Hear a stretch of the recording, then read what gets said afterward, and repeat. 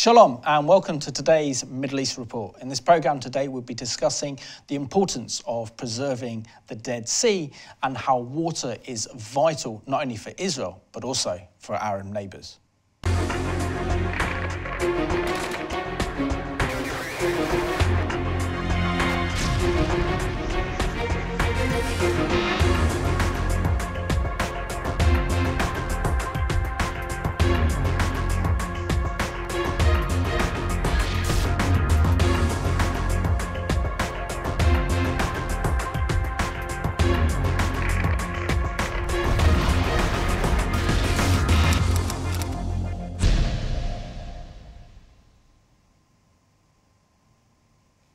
Warm welcome to the programme, and today's guest is Catherine Searle, who's an archaeologist and also an environmental consultant. So Catherine, welcome to the Middle East Report. Thank you for having me. Pleasure. And can you share with us how your journey began, how you came to faith in the Lord Jesus Christ? Okay, well, I grew up in a Christian home. I had strong believing parents who raised me in the knowledge of the scriptures, who took me to church, and I made a decision for myself at a very young age. And I have wrestled with the faith myself and really owned it for myself from a young age. And what was it like being a believer growing up in your native homeland, which is Australia? Yes, so Australia, we have relatively small churches compared to the UK. It's not always, there are not always strong churches there.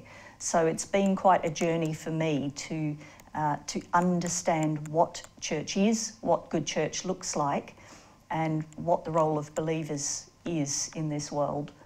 And that's brought me to the UK, where I've really experienced a very, very positive church environment, church family, who believe themselves to be the body of Christ in this world. And that's been a real experience for me that I will take back with me to Australia. Fantastic. When and where did the Lord place a love for Israel and the Jewish people upon your heart, Catherine? Yeah, so I guess I was in my 20s when my father, who's a lay preacher, discovered messianic teachings of Arnold Fruchtenbaum and others in the United States that really shed a whole new light on the scripture for me, for our whole family. We had grown up in churches in Australia that held to replacement theology, so an understanding of the place of Israel in God's plan beyond the time of Jesus was something that I was not familiar with at all growing up. So it was quite a revelation to me to discover that Israel still has a very key part in God's plan for now and for the future, and to understand the significance of Israel, the significance of Jesus being Jewish. So that was a revelation to me, and that's led me on this journey of visiting Israel and developing a love for Israel and the Jewish people. Catherine, I've visited, like yourself, Israel many times, and there's something very special when you actually go to the Dead Sea. You know, it's a unique experience floating in the Dead Sea and putting on the mud. And it's one of Israel's biggest tourist attractions. But where does your interest in the Dead Sea stem from? Well, I guess it's a combination of my love for Israel as an archaeologist and as a believer. I love the natural environment of Israel. It is one of the wonders of the world, really. It's an impressive place and a fascinating place in terms of the geology and the environment. But also as an archaeologist and an environmental consultant, I've worked on many development projects which seek to make the best use of natural water resources. I've worked on a lot of pipelines, a lot of dams, all sorts of development projects. So when this project was proposed by Israel and Jordan to restore the Dead Sea, bringing water from the Red Sea to top up the dying Dead Sea, that was of great interest to me. It was the subject of my master's research and something that I've been keenly following since its inception. Absolutely. So let's have a look now at the beauty that is the Dead Sea.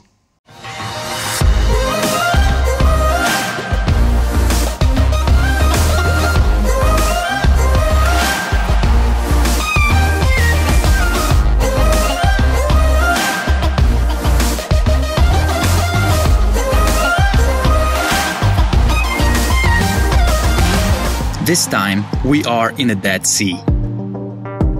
there is no other place like it on Earth. Get some good treatments, nice. get younger skin. Yes. Yeah. Feel much younger already. A lot of important events in history took place in this very region. So in the next 4 episodes, we will explore the place where the ancient Israelites have crossed over to the Promised Land for the first time and the place where Jesus was baptized by John the Baptist. We will explore the Qumran caves where most ancient Hebrew manuscripts were found and learn about the community of scribes who wrote them. We will also explore Masada, a fortification on top of an isolated rock plateau, and how it relates to King David. So we're hiking down from Masada on a snake path or a snake road. That's what they call it. In this episode, we start with the geographical epicenter of all these events, the Dead Sea.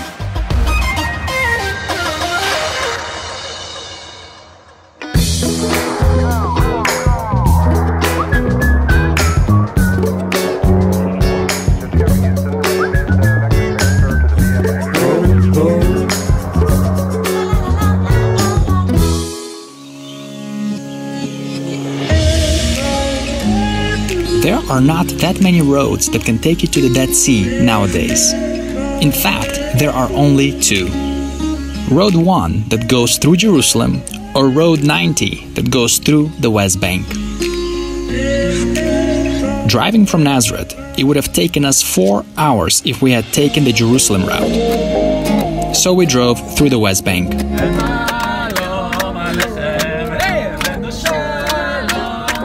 The scenery is quite different than what we're used to up north. It is breathtaking.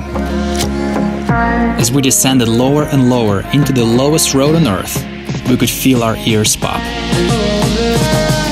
This is the lowest land on Earth.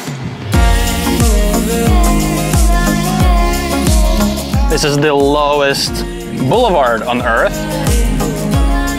Do you smell that sulfuric smell? There's a strong smell because there's hamamot somewhere.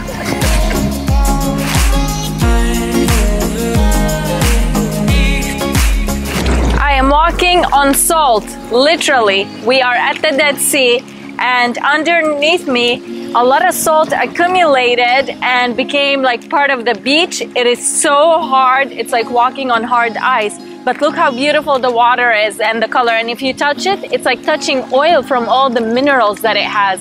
Wonderful place. The Dead Sea is the saltiest body of water on Earth. In fact, it is 9.6 times saltier than the ocean. It is so salty that nothing lives in it, not a single fish or a living organism. But on the bright side, because of the salt level, even if you try, you kind of can't really sink. You'll simply float on top of it.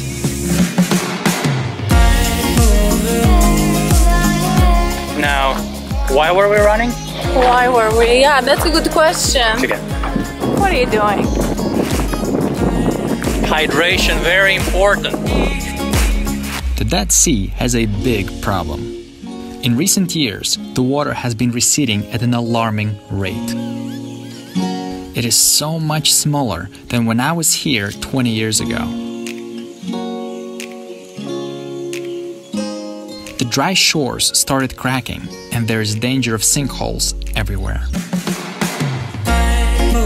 So in 2018, Jordan will begin the Red Sea, Dead Sea Water Conveyance Project.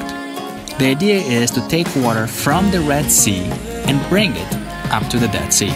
The cool part is that it was possibly prophesied in Ezekiel 47 verse 8, where it describes the Dead Sea becoming fresh and having fish from the Great Sea live in it.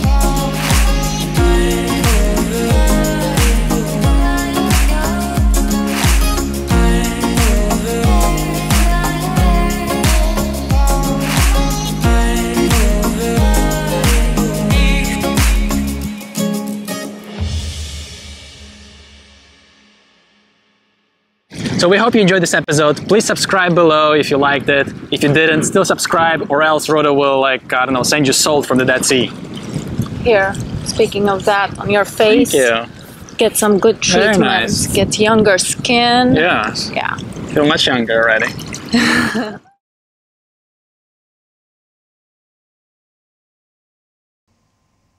I'm sure many of you have actually enjoyed being in the Dead Sea. It's a wonderful and unique experience. Catherine, can you share with us the history of the Dead Sea? Because obviously it goes back to biblical times, to the destruction of Sodom and Gomorrah, plus also has huge health benefits in terms of its salts and its minerals. It's also very important to the environment, as well as being one of Israel's major tourist attractions. Yes, that's right. So as you say, it started really with Sodom and Gomorrah, which defines the geology of the region. It is also the lowest place on Earth, so it's very, very hot and very dry and very arid and very barren as a result of the geology and its origins at the time of Sodom and Gomorrah. So it's a unique place. There are other salt lakes on the Earth, but they're not as low down below sea level. This Dead Sea is more than 400 metres below sea level. It's been a salt sea since Sodom and Gomorrah at least. So it's referred to in Roman writings. All sorts of ancient writings refer to it as a salt sea. It's not a sea that's ever had any life in it, any fishing industry, any of the traditional industries that you would expect to see, or settlements that you would expect to see around a body of water. In terms of its health benefits, you know, the famous Israeli company, beauty company called Ahava, are based there, and they use the minerals from the Dead Sea in their beauty products. What are the health benefits of the Dead Sea? So the salt sea has a very, very high salinity level, but it also has very high mineral content. And that combination of salts and minerals has all sorts of health benefits, and GPs in Israel will refer people to a stay at the Dead Sea in lieu of other treatments for things like rheumatoid arthritis and all sorts of skin conditions, eczema and so on. So people will go and stay at the Dead Sea. There is a big tourist industry there. There are hotels along the shoreline, and people will stay at the Dead Sea as a health spa, and multiple times a day they will have their float in the Dead Sea as part of a health regime prescribed by a GP, for example. Excellent. And also in terms of its tourism value to both Israel and Jordan, how important is the Dead Sea to Israeli tourism? The Dead Sea is a huge tourist site and draws millions of tourists a year on both sides of the Dead Sea. The Jordanian side and the Israeli side both have hotel complexes set up.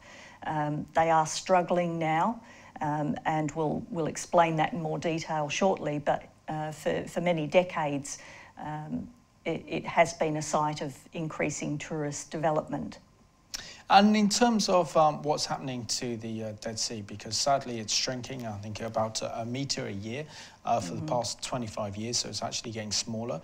And we're also seeing a large number of very dangerous sinkholes appearing. In terms of its environmental impact, what is happening at within the Dead Sea?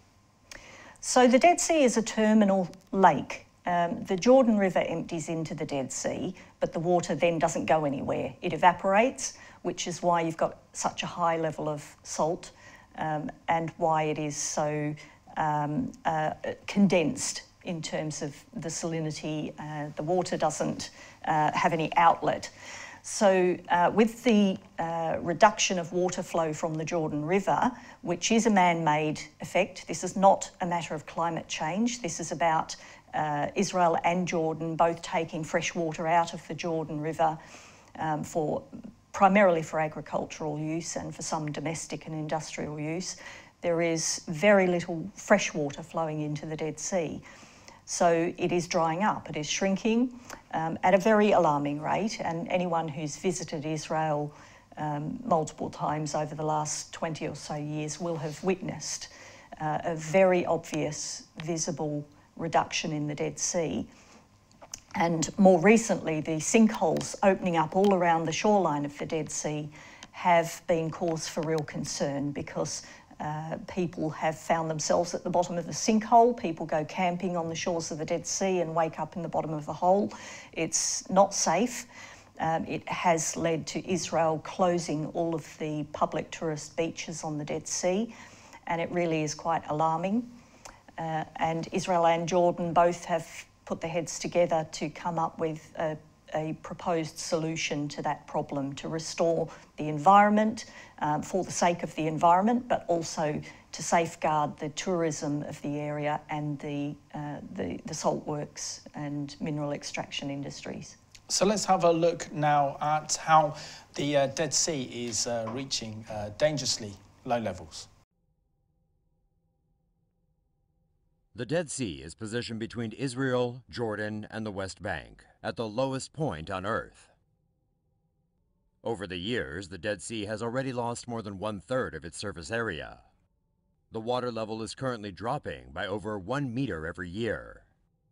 Its shoreline is expected to drop from 411 meters to 430 meters below sea level by 2020. Traditionally, the Jordan River is the Dead Sea's inflow source. However, 50 years ago, much of its water was diverted to cities, reducing the inflow level to the Dead Sea to just 5% of its original volume. The hot and dry climate of the region also makes it difficult for the Dead Sea to restore itself. As a result, the salinity of the lake has increased. The Dead Sea is also threatened by cosmetic companies that extract mineral water from the region to make beauty products. Hotels and attractions built along the shoreline also release untreated sewage into the Dead Sea. Even though the Dead Sea is not home to any wildlife itself, the region around it is known for supporting several endangered species, such as ibexes, leopards, and the indigenous Dead Sea sparrow.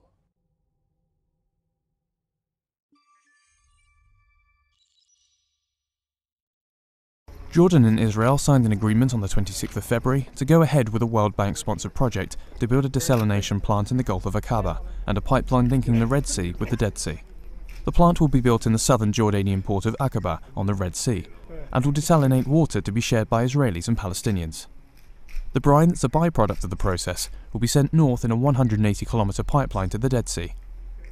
The project will cost around $900 million. It will take nearly 3 years to complete. Jordanian officials said the two projects were crucial to providing a source of fresh water to the kingdom, which faces a severe water deficit, and to reviving the shrinking Dead Sea.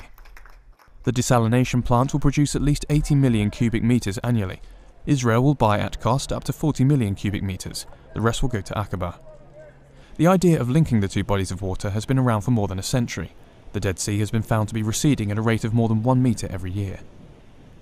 Israeli National Infrastructure's Energy and Water Resources Minister, Silvan Shalom, said the project would bring water from the desalination plant for farmers in southern Israel and drinking water to the north. The Palestinians, who have long complained about Israeli restrictions on constructing new water infrastructure and what they say is illegal pumping from their underground aquifers in the West Bank, will also get water from the plant. The project began to move ahead 2 years ago after the World Bank determined it's possible to use the Red Sea to replenish the shrinking Dead Sea, after years of studying whether such a connecting lifeline could work.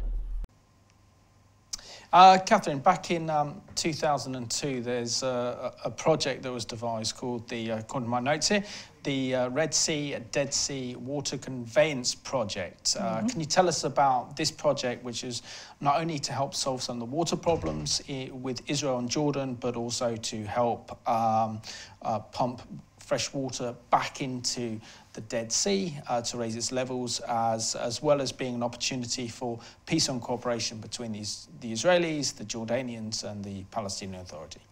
Yes, so there have been a number of projects proposed over the last several decades to address this problem, and collectively called the Red Dead Med projects, because there have been alternatives proposed to bring water from the Mediterranean Sea into the Dead Sea, which would be the quickest, easiest route to bring water in. The current project is the Red Sea, Dead Sea Water Conveyance Project, which proposes bringing seawater from the Red Sea north up the Araba Valley to the Dead Sea. There would be a desalination plant along this pipeline or canal or combination of those to desalinate the water, producing fresh water primarily for Jordan, but some fresh water also for Israel. and then the brine, which is a byproduct of that desalination process, would be pumped into the Dead Sea to regenerate the Dead Sea with existing salt water, high level of salt. So it would, hopefully, the intention was to maintain the natural character of the Dead Sea. And this is extremely important primarily to Jordan, primarily because Jordan as a nation suffers from a serious lack of water, particularly as Jordan has really absorbed so many Syrian refugees into the country, and obviously then the demand for water increases. How would this actually tackle Jordan's water problem? So the project was really driven by this need for Jordan to increase its freshwater supply. Israel has managed to do that over a number of decades. They have built new desalination plants. They really have developed their technical expertise in designing and building desalination plants. And they are now completely self-sufficient for fresh water, which is quite amazing. And they, as many of your viewers will know, they've really boosted their agricultural industry. They've turned desert into green oases as a result of their expertise in extracting fresh water from seawater primarily. Jordan doesn't have that technology. They don't have the expertise to be able to do that. And they do have a lot more desert. And as you say, they have had a big influx of well over 1 million Syrian refugees, which has compounded their demand for fresh water. So this project was really driven by that need to increase their freshwater supply. And in terms of the peace process or relations between Israel and Jordan, it was essentially water became a key component of the 1995 peace treaty between Israel and Jordan. How important did those water rights and water play in actually creating that agreement between the Israelis and the Palestinians and the Jordanians? Yeah, so they have an agreement, and that was what gave them the foundation to be able to cooperate on this project. However, there is some room to go in terms of bringing the Palestinians into that arrangement. Transboundary water management is fraught in any regional context, but particularly so in the Israeli, Jordanian, Palestinian or West Bank in particular context.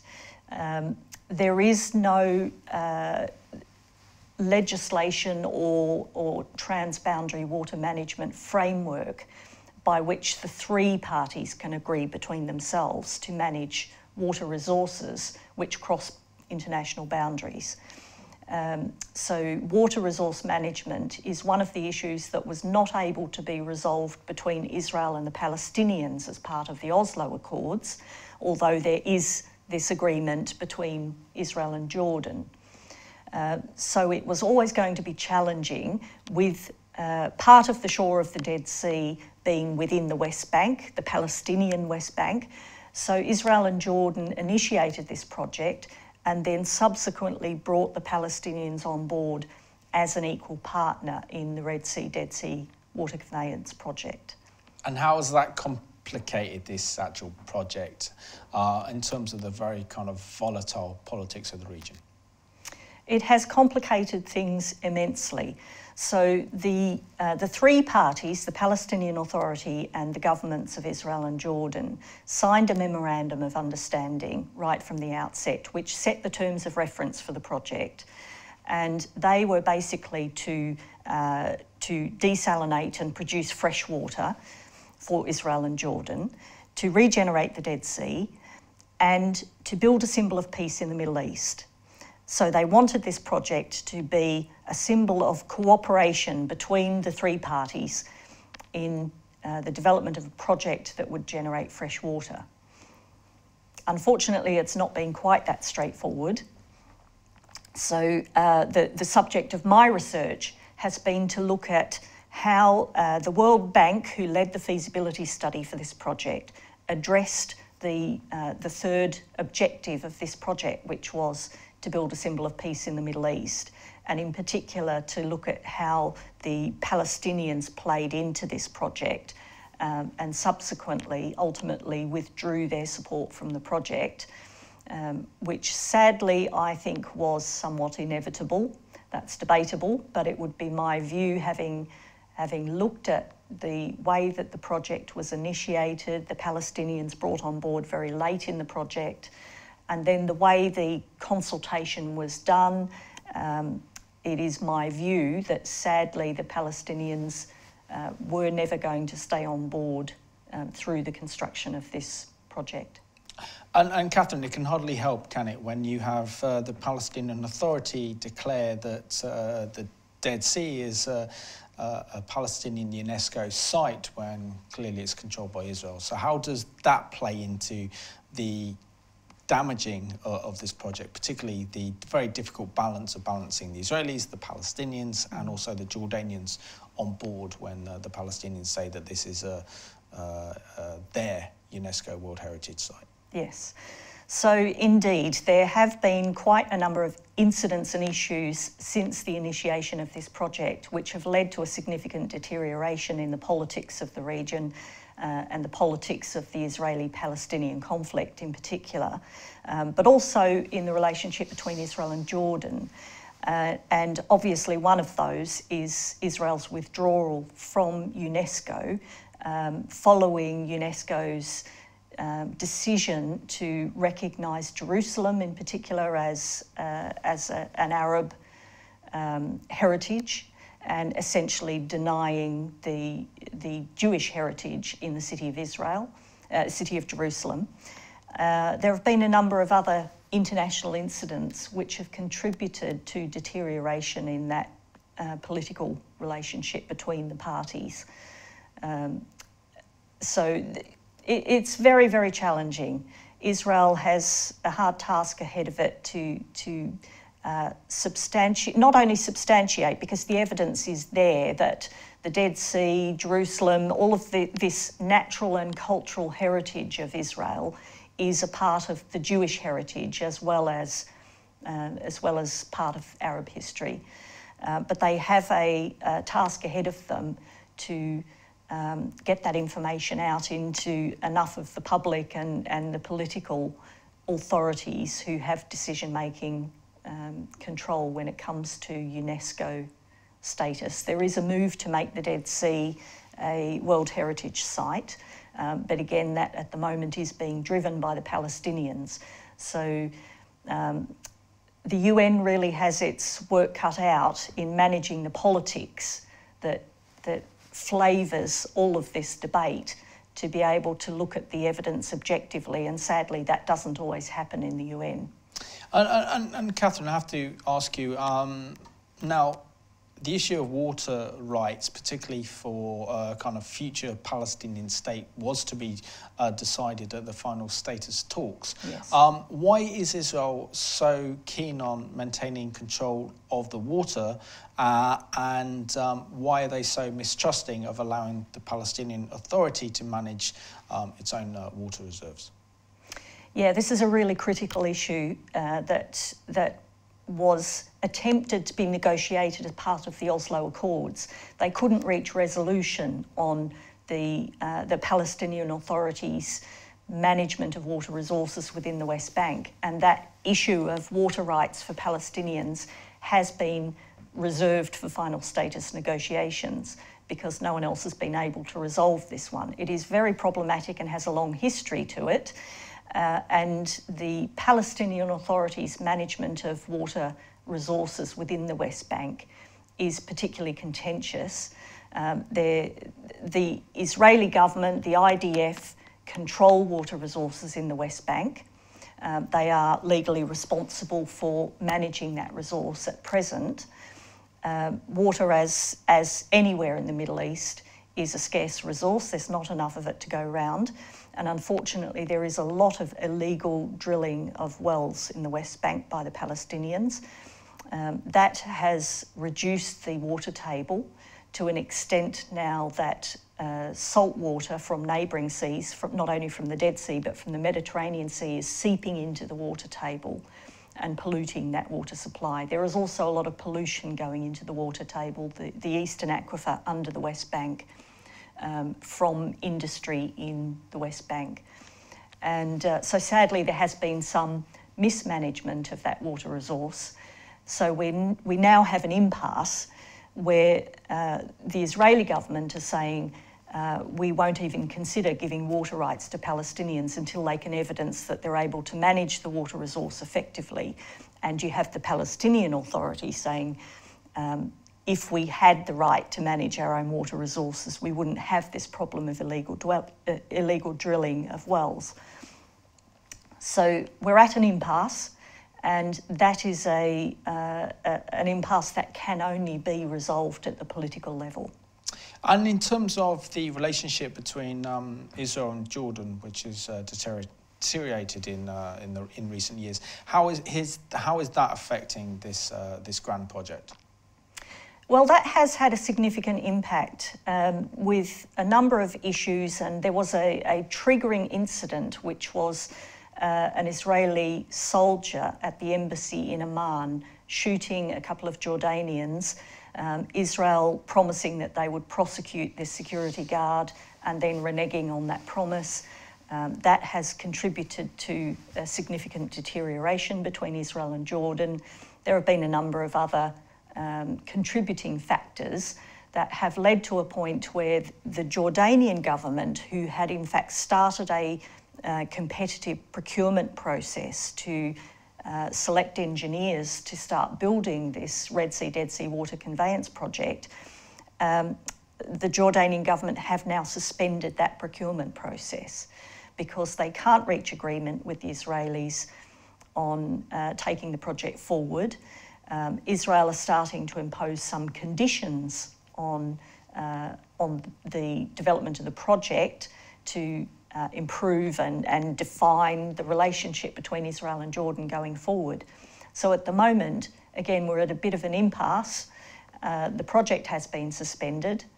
There is some talk in the media about whether Israel may in fact formally withdraw from the project, and some suggestion that Jordan are now saying to the media, we will go ahead with the water conveyance project regardless, but of course they don't have the technical expertise to be building desalination plants.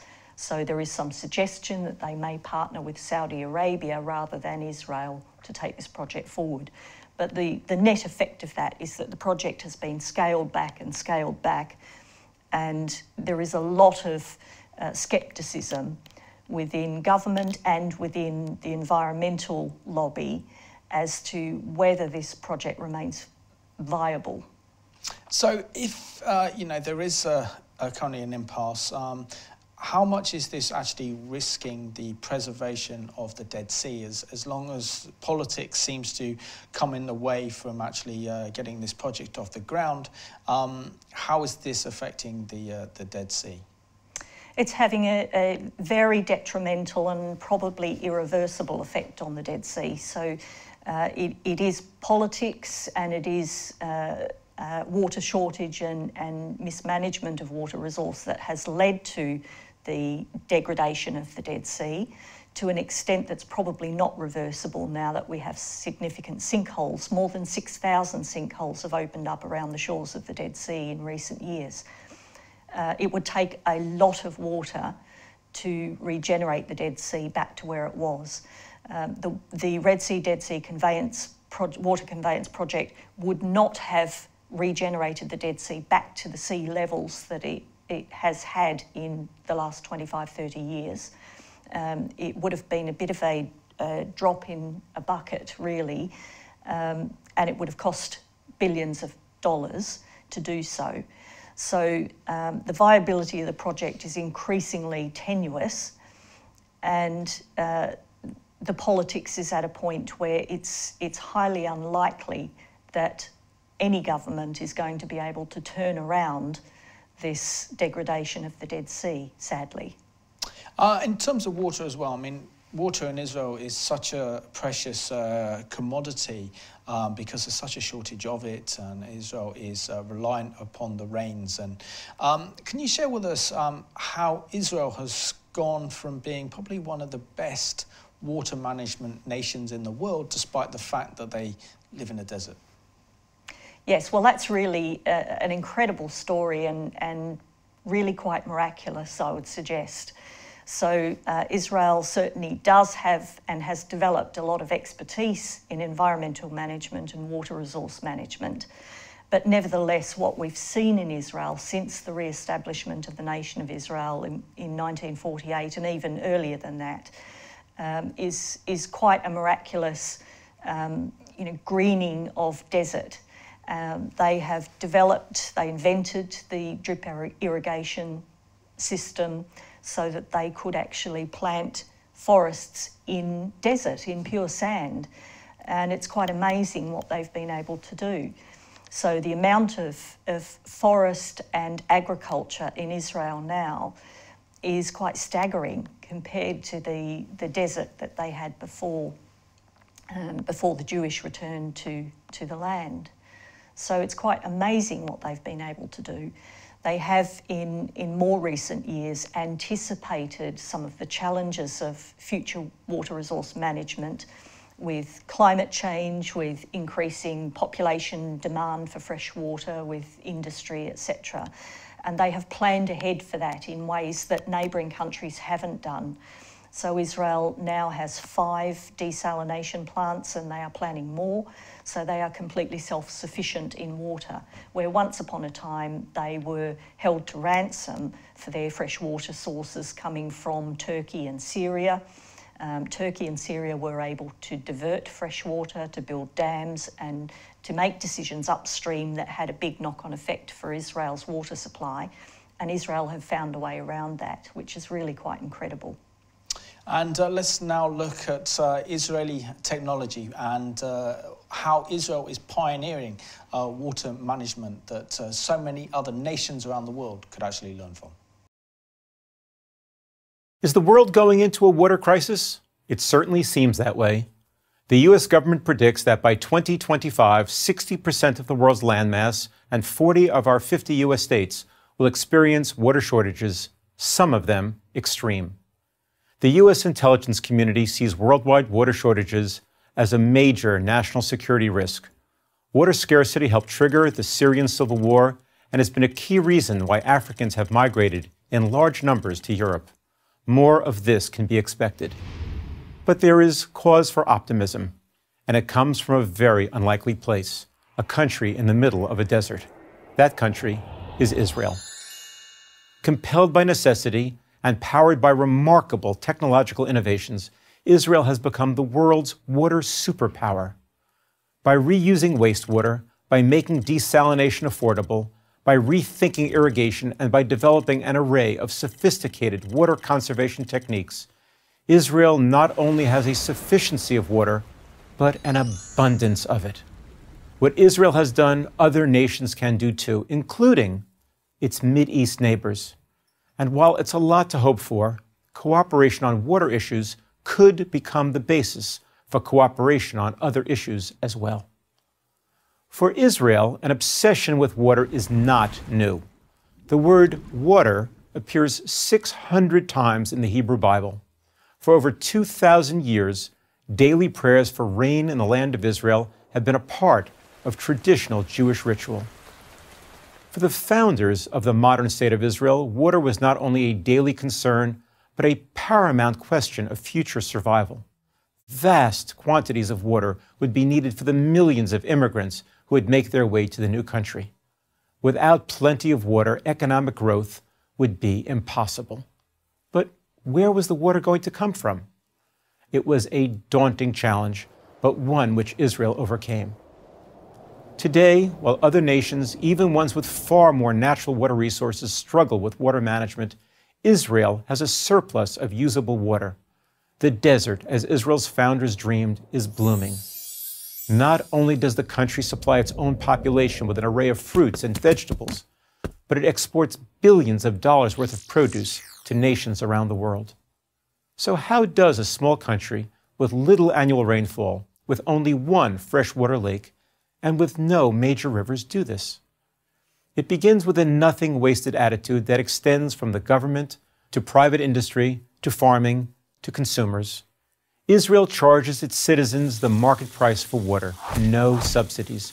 You can have as much water as you want, but you have to pay for it. And when you pay for something, you tend to be more careful with how you use it. This also extends to the nation's infrastructure. In virtually every country, massive amounts of water are wasted every year in leaky pipes. Israel has developed technology that tells it when and where a pipe is leaking so that it can be fixed immediately. This not only saves water, but it saves homeowners and industry money on their water bills. The biggest user of water in Israel and everywhere is agriculture. To get maximum use of its water, Israel developed the revolutionary farming technique known as drip irrigation, the process of applying micro amounts of water to individual plants at their roots. This is much more water efficient than the traditional method, still widely used around the world, of flood irrigation, flooding fields with water. Israeli scientists have also developed drought-resistant crops that need less water to grow. Sewage is usually thought of as a nuisance, but in Israel it is now a highly valuable resource. Israel takes nearly all of its sewage, treats it to an ultra-pure level, and then reuses it in agriculture. No other country utilizes sewage as comprehensively as does Israel. Israel has also pioneered the use of desalination, turning seawater into drinking water. Once it was thought to be prohibitively expensive. No longer. Israel built 5 giant desalination plants along its Mediterranean coast that together provide the equivalent of 80% of the water piped into Israeli homes. Putting all of these practices and techniques together, Israel has grown into a water superpower as well as a global center of water innovation. As the world grows drier and thirstier, those who want solutions will look to a little country in the middle of a desert for answers. Israel is ready with them. I'm Seth Siegel for Prager University.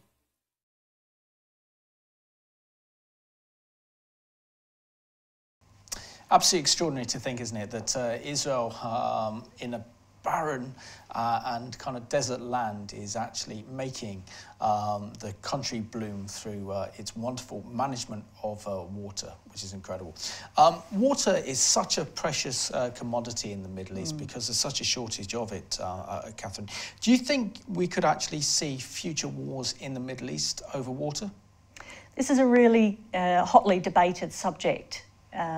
A lot of people will say that water in the 21st century is what oil was in the 20th century, that there will be wars fought over water. I personally am not inclined to think that. I am with the camp that says there never have been wars fought over water, and I don't think there are likely to be. I think that there is a substantial and significant enough underlying conflict in the Middle East between the Israelis and the Palestinians that water may well become a trigger for war, but is not likely to be the underlying cause. Interesting. So we're going to touch on something now, which is what is the biblical and future significance of the Red Sea? I know this is something that you're very passionate about. It is indeed. So I've always loved a passage in Ezekiel 47 in the Bible that talks about Ezekiel being shown a vision of the future where he's taken to Jerusalem and he sees a trickle of spring water coming up from under the throne in Jerusalem after Christ's return. And he follows the river down as it grows into this stream and then a deep river, too deep to cross. And he gets to the shore of the Dead Sea where this river empties into the Dead Sea. And it says in the scripture that the fresh water from the river turns the Dead Sea, the salty water of the Dead Sea, into fresh water.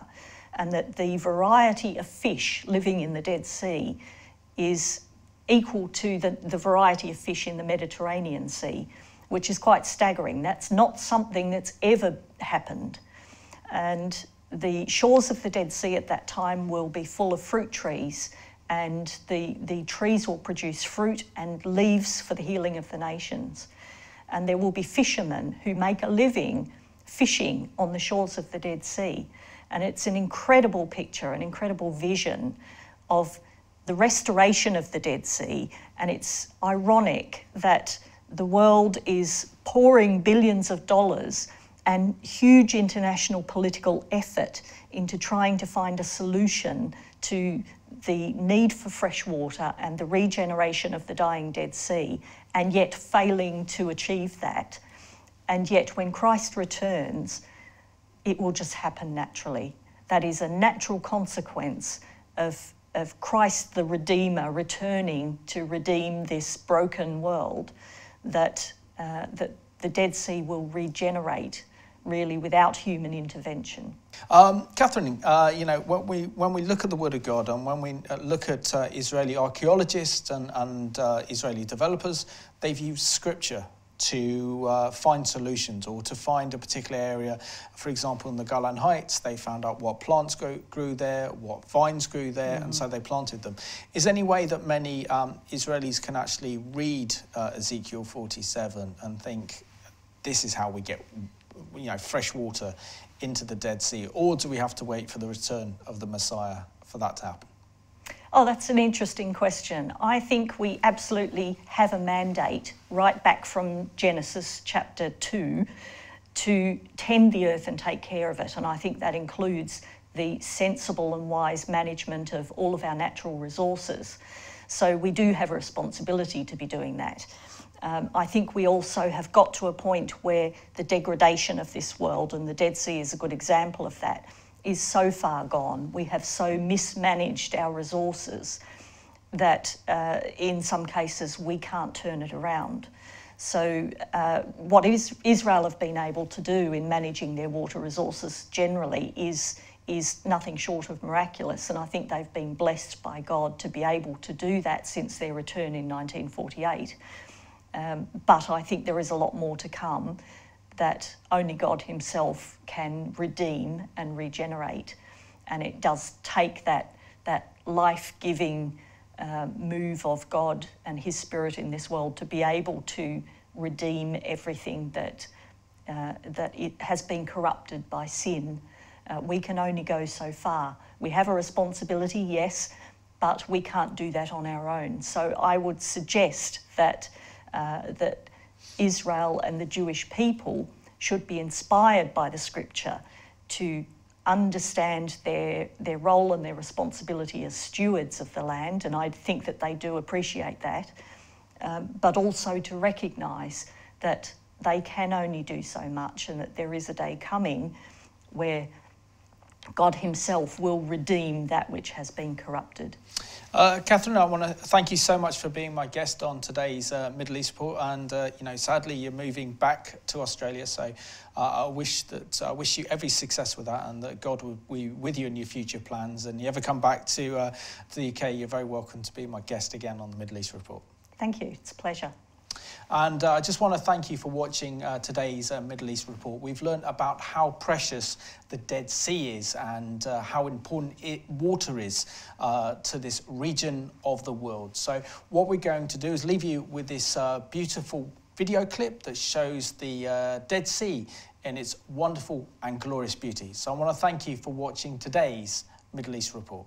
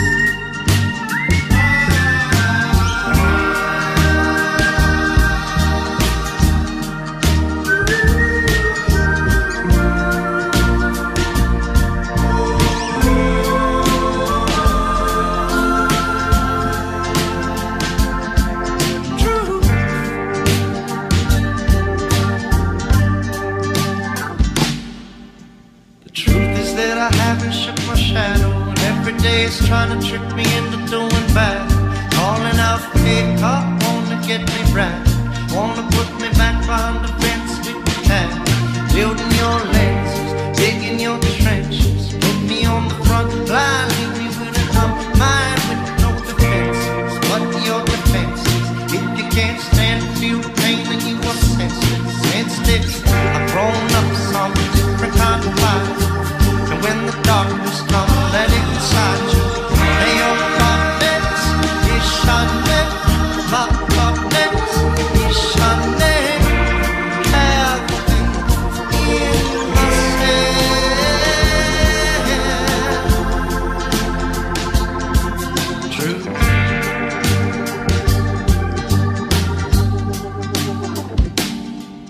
I've seen a million number doors on the horizon. Which is the future you're choosing before you gon' die? I'll tell you about a secret I've been undermined. Every little lie in this world come from divide. Say you're my love, say you're my home. Took my chin back, slit my throat, take a bath in my blood, get to know all out of my secrets. All my enemies are turning into my teachers. Because life's blind and no way dividing what's yours and mine when everything's shining. Hey, your darkness is shining, my darkness is shining. Have faith in ourselves.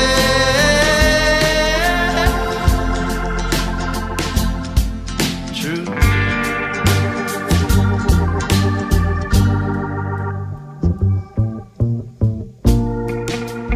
Yes, I'm only loving, only trying to only love, swear to God, I'm only trying to love you. I only wanna love you, but it's getting hard loving when I'm feeling lonely, love you, only love you.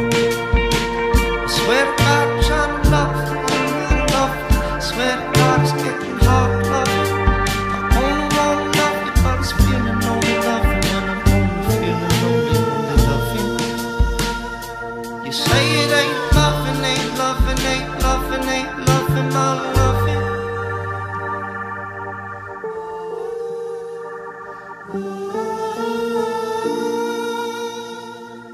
But I'm only loving, only loving, only loving, only loving true.